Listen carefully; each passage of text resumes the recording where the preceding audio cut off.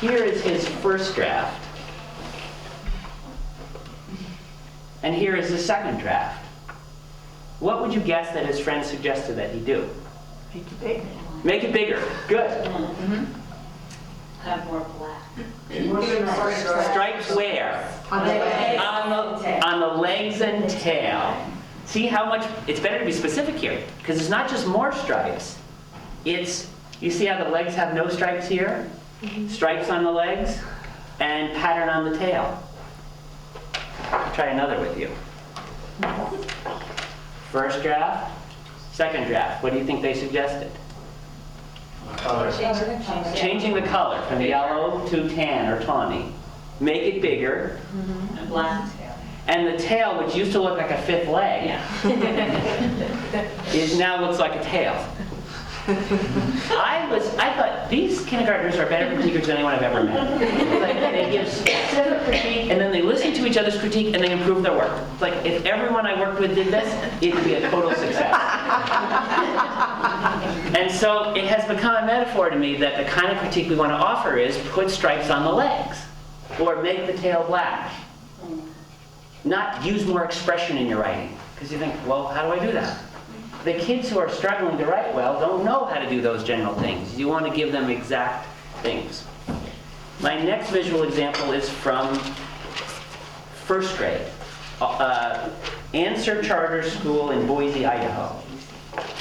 A little boy named Austin was supposed to draw this.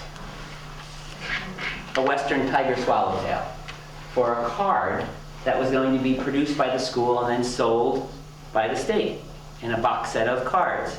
So his drawing had to look like a western tiger swallowtail, because on the back of the card it would talk about the species. But because he was a first grader without great drawing ability, his first draft didn't look like this. And in fact, what he did when he sat down to draw was he stopped looking at the picture and he started drawing the icon in his brain of a butterfly. So if you picture yourself as a first grader, can you picture what a butterfly looks like? Kind of like this. Which looks cute when you teach high school kids, but Austin did not think it was cute. He was totally upset because it did not look like this. But luckily, we had critique protocols. So I sat down with the kids on the carpet, and they had to give him specific advice about how to change the shape of his wings to look more like the shape that he needed to draw. Once he got the shape right, then they were going to look at the pattern. So if you could give Austin specific critique, what would you say about the shape of the wings and what he should change? More like a triangle. That's exactly what they told him. And he said, okay, because it was concrete enough that he knew exactly what to do. So Austin ran back to his seat and did this. More like a triangle. And then the kids said to him, Austin, do you remember that butterflies have an upper and a lower wing, like you did here? On this one, you forgot to do the upper and lower wing. So he ran back to his seat and did this. Upper and lower wing. But can you guess what they said to him now? He got round, exactly. He got round on the wings and it's not angled again. And he's irritated.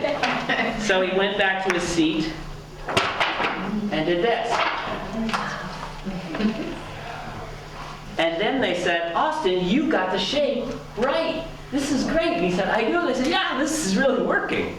You should go under the pattern. So he went back to his seat and he added the pattern. And then they said you can add the color, and he got out his Barrel Prismacolor pencils, and this is what it looked like when he colored it. And I want you to remember where he started.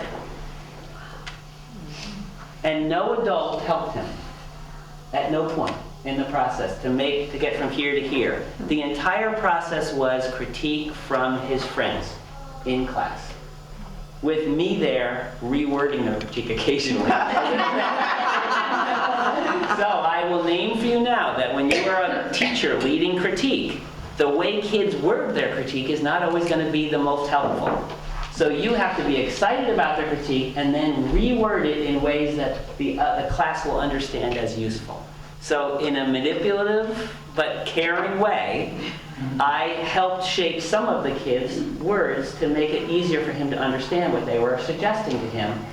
But no kid touched his paper other than Austin, and he went from here to here, all based on that careful, thoughtful thing from his friends.